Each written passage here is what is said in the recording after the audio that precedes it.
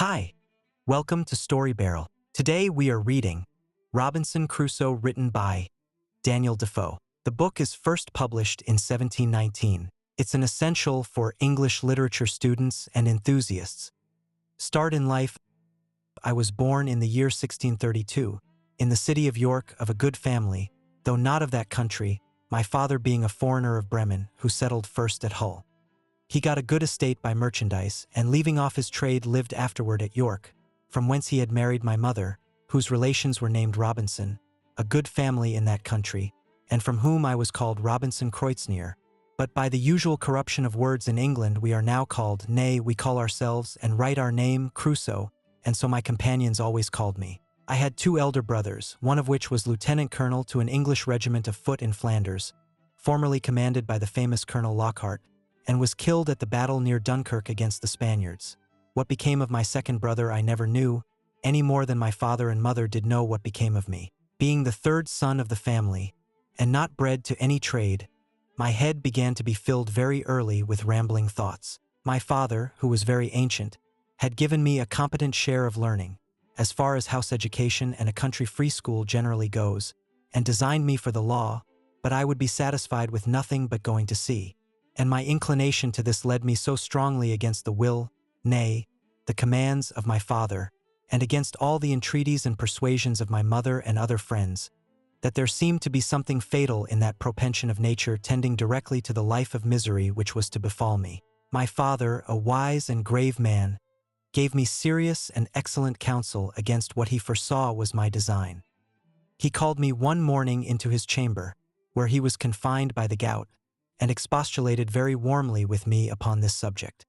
He asked me what reasons more than a mere wandering inclination I had for leaving my father's house and my native country, where I might be well introduced, and had a prospect of raising my fortunes by application and industry, with a life of ease and pleasure.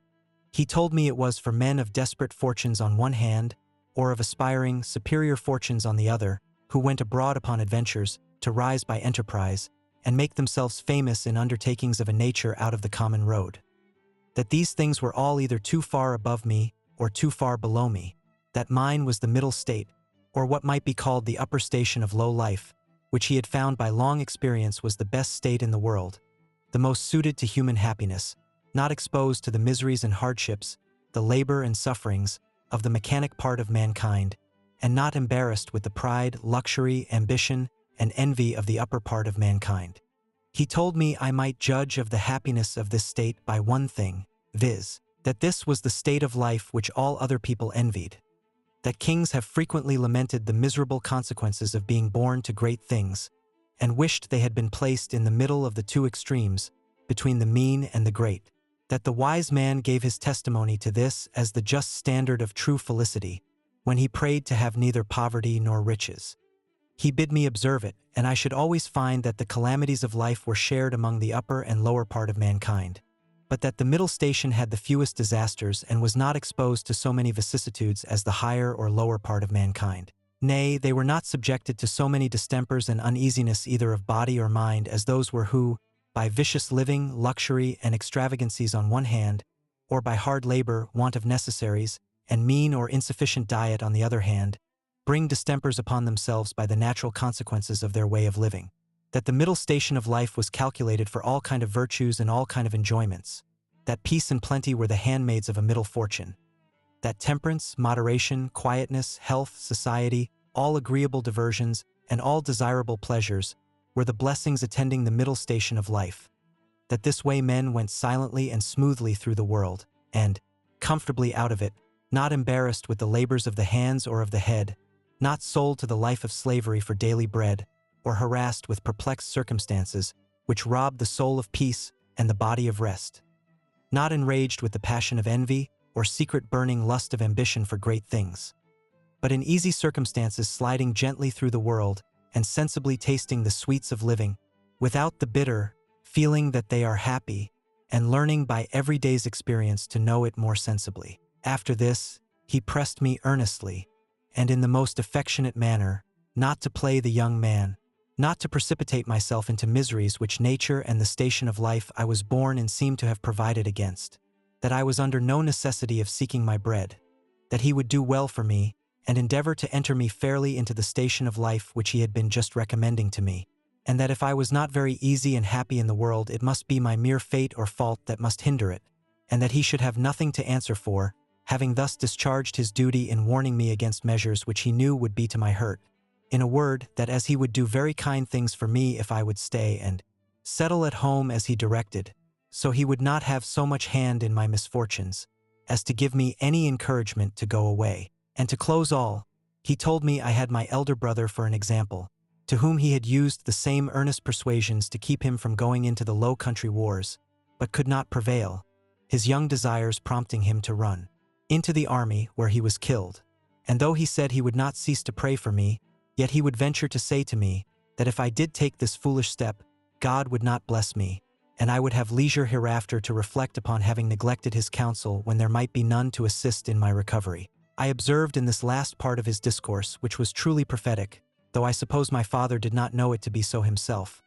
I observed the tears run down his face very plentifully, and especially when he spoke of my brother who was killed, and that when he spoke of my having leisure to repent and none to assist me, he was so moved that he broke off the discourse, and told me his heart was so full he could say no more to me. I was sincerely affected with this discourse, as indeed who could be otherwise?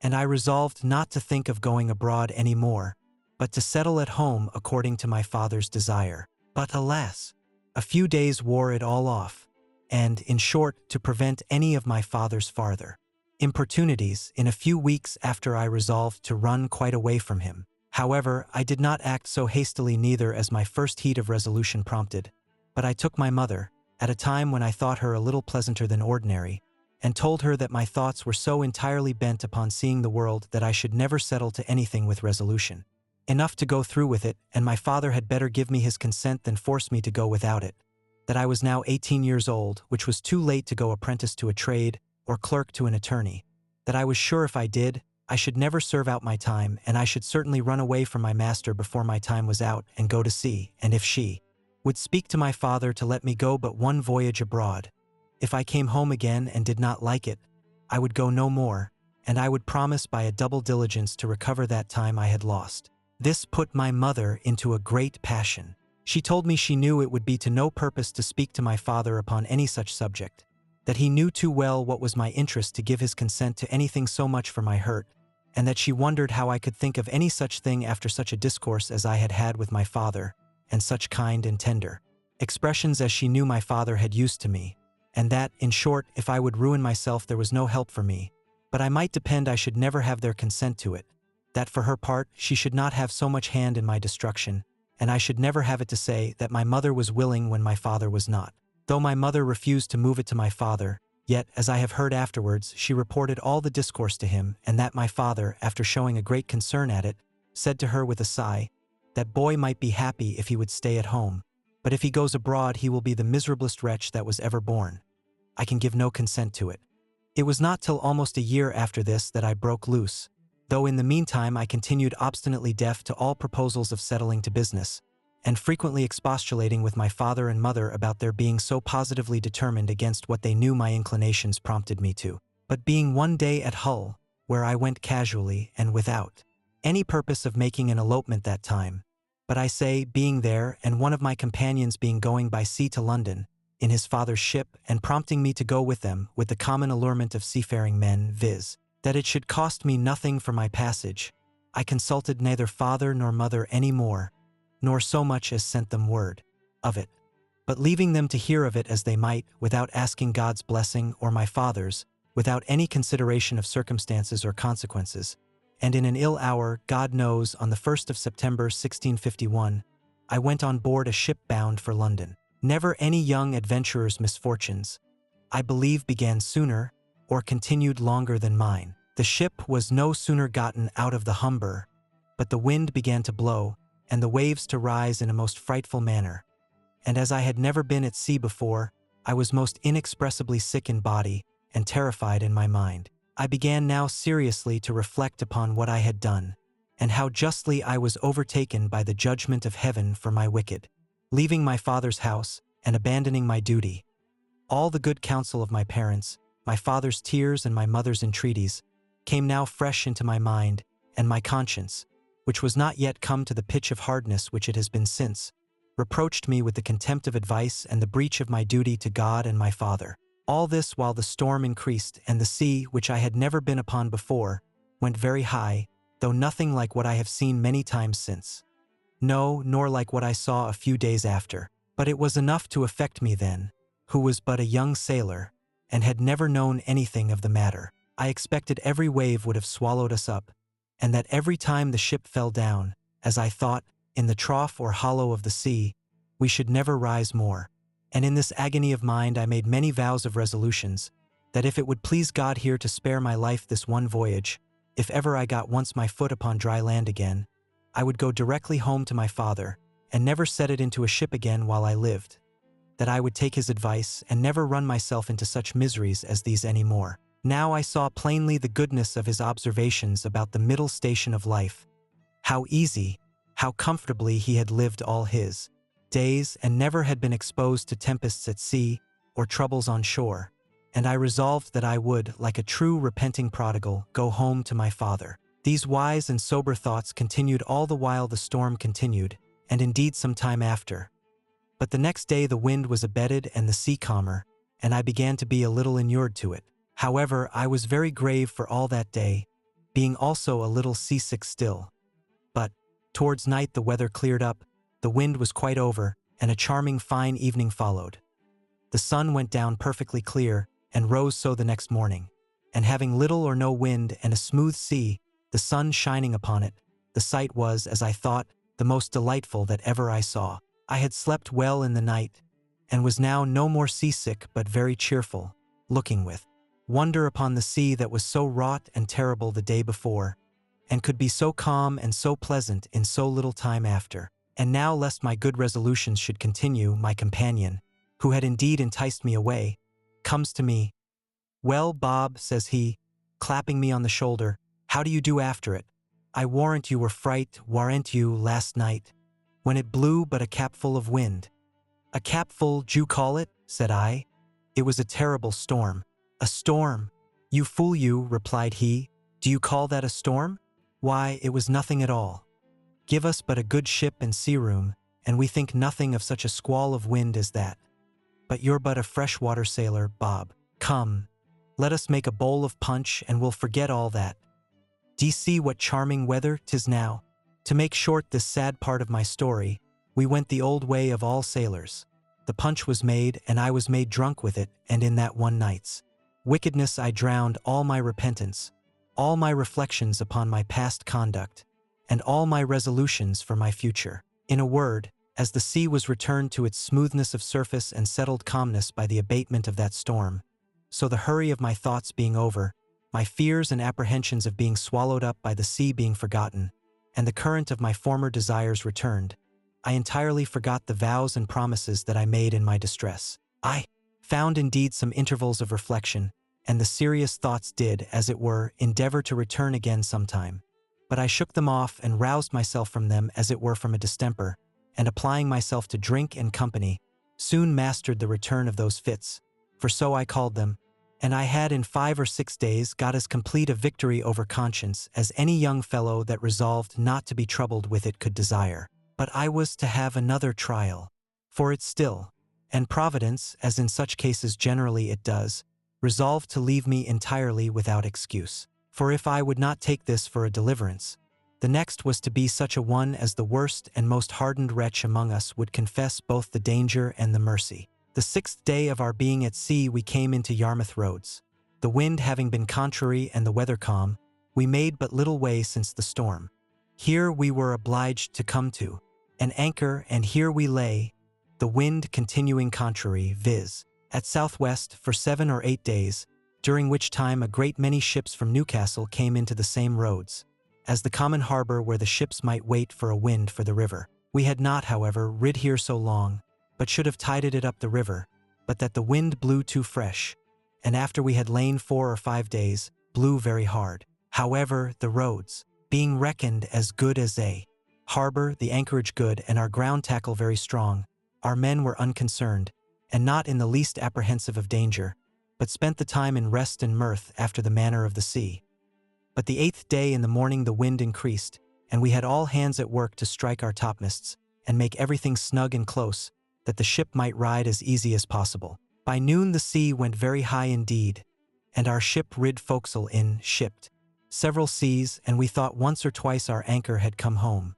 Upon which our master ordered out the sheet anchor, so that we rode with 2 anchors ahead, and the cables veered out to the better end. By this time it blew a terrible storm indeed, and now I began to see terror and amazement in the faces even of the seamen themselves. The master, though vigilant to the business of preserving the ship, yet as he went in and out of his cabin by me, I could hear him softly to himself say several times, "Lord, be merciful to us, we shall be all lost, we shall be all undone," and the like. During these first hurries I was stupid, lying still in my cabin, which was in the steerage, and cannot describe my temper.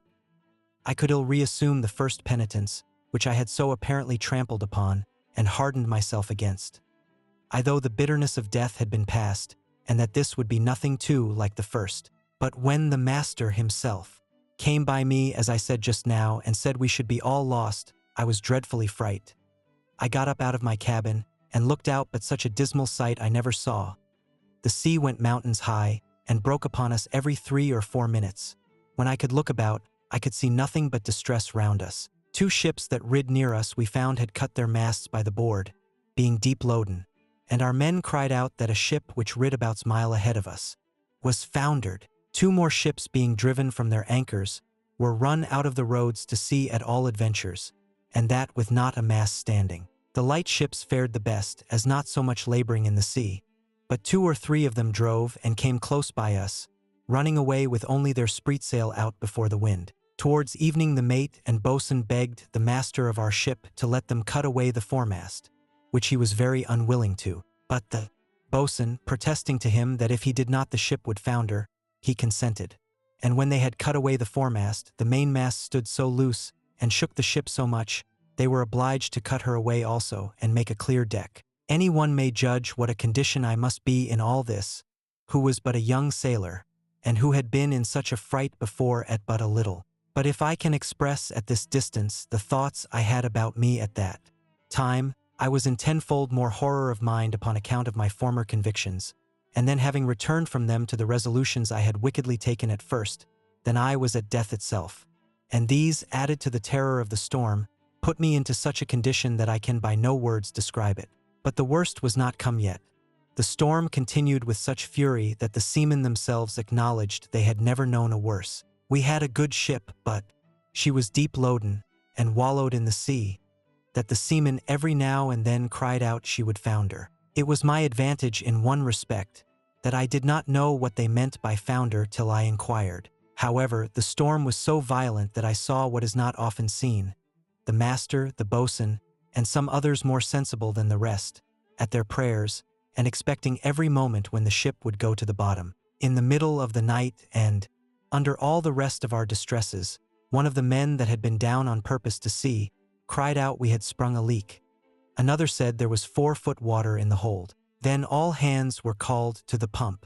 At that very word my heart, as I thought, died within me, and I fell backwards upon the side of my bed where I sat, into the cabin. However, the men aroused me, and told me that I, that was able to do nothing before, was as well able to pump as another, at which I stirred up and went to the pump and worked very heartily. While this was doing, the master, seeing some light colliers, who, not able to ride out the storm, were obliged to slip and run away to sea, and would come near us, ordered to fire a gun as a signal of distress. I, who knew nothing what that meant, was so surprised that I thought the ship had broke, or some dreadful thing had happened. In a word, I was so surprised that I fell down in a swoon. As this was a time when everybody had his own life to think of, nobody minded me or what was become of me.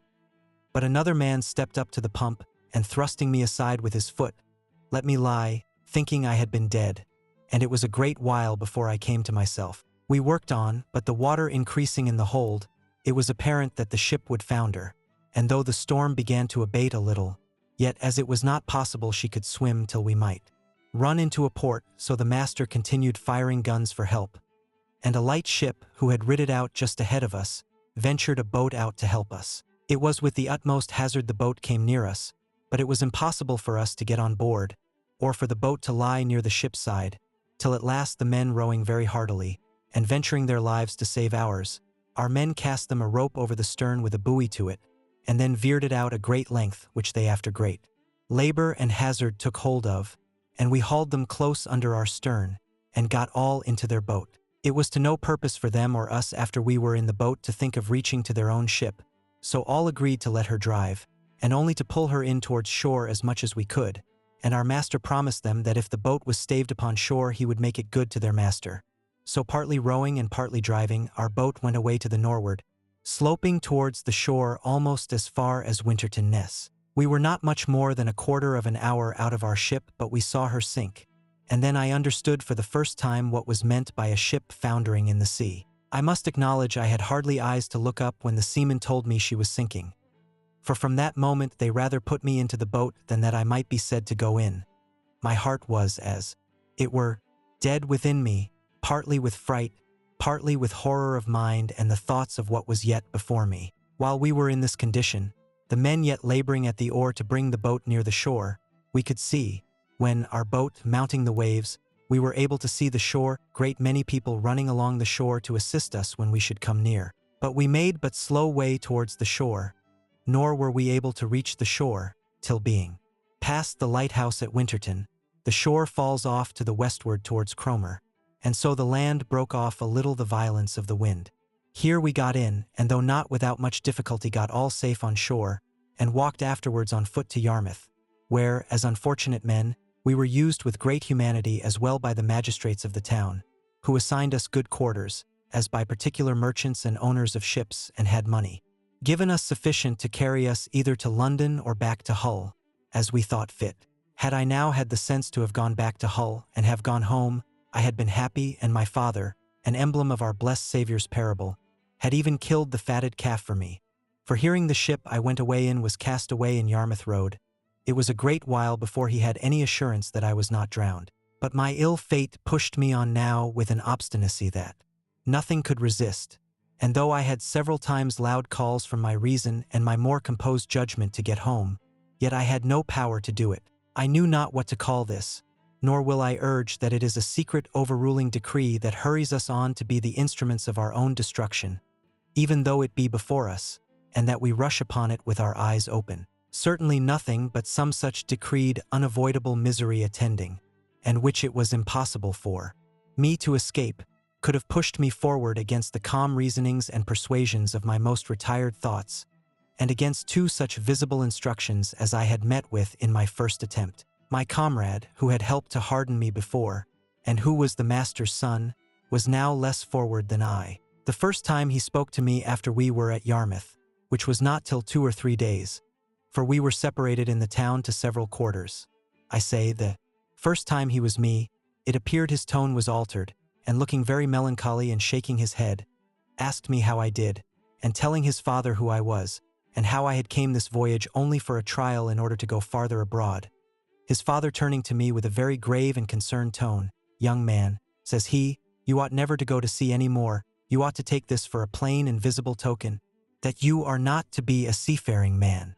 "Why, sir," said I, "will you go to sea no more?" "That is another case," said he. "It is my calling, and therefore my duty. But as you made this voyage for a trial, you see what a task heaven has given you of what you are to expect if you persist. Perhaps this has all befallen us on your account, like Jonah in the ship of Tarshish. Pray," continues he, "what are you, and on what account did you go to sea?" Upon that I told him some of my story, at the end of which he burst out with a strange kind of passion. "What had I done," says he, "that such an unhappy wretch should come into my ship? I would not set my foot in the same ship with thee again for 1,000 pounds. This, indeed, was, as I said, an excursion of his spirits, which were got agitated by the sense of his loss, and was farther than he could have authority to go. However, he afterwards talked very gravely to me, exhorted me to go back to my father and not tempt Providence to my ruin, told me I might see a visible hand of heaven against me. And young man, said he, depend upon it, if you do not go back, wherever you go you will meet with nothing but disasters and disappointments, till your father's words are fulfilled upon you. We parted soon after, For I made him little answer, and I saw him no more. Which way he went I know not. As for me, having some money in my pocket, I traveled to London by land, and there, as well as on the road, had many struggles with myself what course of life I should take, and whether I should go home or go to sea. As to going home, shame opposed the best motions that offered to my thoughts, and it immediately occurred to me how I should be laughed at among the neighbors, and should be ashamed to see, not my father and mother only but even everybody else. From whence I have since often observed how incongruous and irrational the common temper of mankind is, especially of youth, to the reason which ought to guide them in such cases, viz., that they are not ashamed to sin, and yet are ashamed to repent. Not ashamed of the action for which they ought justly to be esteemed fools, but are ashamed of the returning, which only can make them be esteemed wise men. In this state of life, however, I remained some time, uncertain what measures to take and what course of life to lead. An irresistible reluctance continued to going home, and as I stayed a while, the remembrance of the distress I had been in wore off, and as that abated, the little motion I had in my desires to a return wore off with it, till at last I quite laid aside the thoughts of it, and looked out for a voyage. You were listening to Robinson Crusoe, written by Daniel Defoe with Story Barrel. Like this video and subscribe to the channel. Thank you.